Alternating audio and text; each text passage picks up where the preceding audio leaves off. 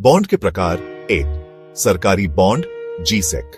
इन्हें आरबीआई की तरफ से जारी किया जाता है। जोखिम बहुत कम, रिटर्न भी निश्चित और सुरक्षित, जैसे 10 year G-sec, treasury bill, RBI savings bond. 2. Corporate bond debenture. कंपनियां फंड जुटाने के लिए जारी करती है। जोखिम ज्यादा होता है, कंपनी डिफॉल्ट कर सकती है, लेकिन ब्याज दर ज्यादा मिलती है। 3. Municipal bond. स्थानीय निकाय जैसे नगर निगम सार्वजनिक परियोजनों के लिए जारी करते हैं। 4. Zero coupon bond. इन पर बीच बीच में ब्याज नहीं मिलता। इन्हें डिस्काउंट पर बेचा जाता है और मैच्योरिटी पर फेस वैल्यू मिलती है। 5. Convertible bond. एक समय बाद इन बॉन्ड्स को कंपनी के शेयर्स में बदला जा सकता है। 6. Inflation index bond. इनका ब्याज महंगाई से जुड़ा होता है ताकि आपकी वास्तविक वैल्यू सुरक्षित रहे। बॉन्ड कैसे काम करता है?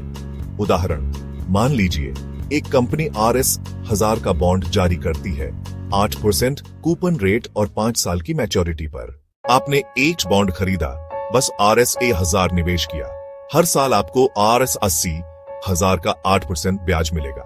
5 साल बाद मैच्योरिटी पर आपका RSA1000 मूलधन वापस मिलेगा।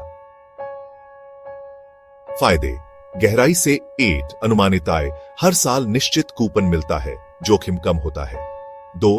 पूंजी की सुरक्षा, विशेषकर सरकारी बॉन्ड। डिफॉल्ट की संभावना बहुत कम होती है। 3. पोर्टफोलियो संतुलन। इक्विटी क्रैश होने पर बॉन्ड पोर्टफोलियो को स्थिर रखते हैं। 4. कर लाभ। कुछ बॉन्ड्स में टैक्स फ्री बॉन्ड्स जैसे कुछ PSU इंफ्रा बॉन्ड्स में ब्याज कर मुक्त होता है। 5. जीसेक में लिक्विडिटी। आरबीआई के रिटेल डायरेक्ट प्लेटफॉर्म से आसानी से खरीद बिक्री। नुकसान। गहराई से 1. ब्याज दर का जोखिम। अगर आज आपने 7% का बॉन्ड खरीदा और कल बाजार में नया बॉन्ड 9% पर आया, तो आपका पुराना बॉन्ड कम आकर्षक हो जाएगा और सेकेंडरी मार्केट में उसकी वैल्यू गिर जाएगी। 2. महंगाई का जोखिम।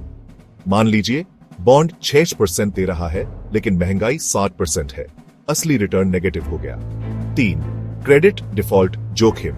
कॉर्पोरेट बॉन्ड जोखिम भरे होते हैं, जैसे ILFS डिफॉल्ट केस। 4. लिक्विडिटी जोखिम। सभी बॉन्ड आसानी से बिकते नहीं हैं। सरकारी बॉन्ड लिक्विड होते हैं, लेकिन कुछ छोटे कॉर्पोरेट बॉन्ड्स के लिए खरीदार नहीं मिलता। 5. कम धन निर्माण। इक्विटी लंबी अवधि में 12-20% CAGR दे सकती है, लेकिन बॉन्ड अक्सर 6-8% ही देते हैं।